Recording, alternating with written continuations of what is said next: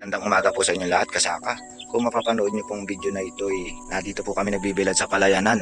Ayan, kasaka. Kiniklop ko po yan. Ito po ay binilad ko nung Lunes. Yan pong araw ngayon, Merkules. Kahapon po hindi siya nabilad, kasaka. Dahil umulan-ulan po siya. Lalo ngayon, medyo madilim, kasaka. Yan o. Kita nyo naman po dilim. Buti nga ganyan, meron po akong ganyan na bilaran, kasaka. Pagka naman hindi mo siya binuksan, mamamawis yan. Ayun po. Yun ay nalatag ko sa ano yun, luna talaga po. Kaya po ganyan, hindi siya pwedeng buksan ng ano, matagal. Hindi katulad nito, madali siyang tiklopin. Pagka ganyan po, medyo mahirap yan. Yung isain po yung pantakip niyan, kasaka. Ako po isang membro ng SRI. Sana po may makapansin sa amin na mabigyan kami dito sa Paras Rizal ng ano, yung dryer, saka po ng kahit maliit lang po rice mill, kasi dumadayo pa po kami sa ibang bayan katulad ng Tanay, Pililya, Morong.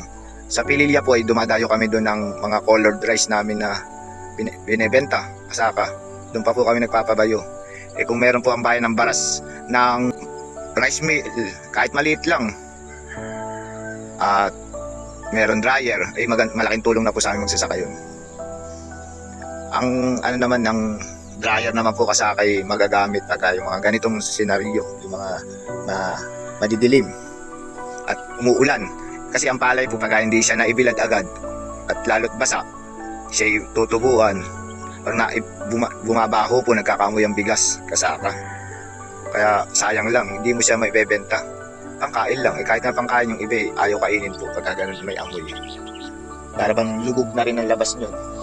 Sana po kung sino po may busilak na puso, matulungan po kami sa aming gustong magkaroon ng dryer at rice mill. Maraming po salamat. Yan, mag-like lang po kayo at mag-comment at mag-share. Siyempre sa mga hindi pa po nakapollow, mag-follow na po kayo. Maraming po salamat. Bye-bye! Hanggang sa muli.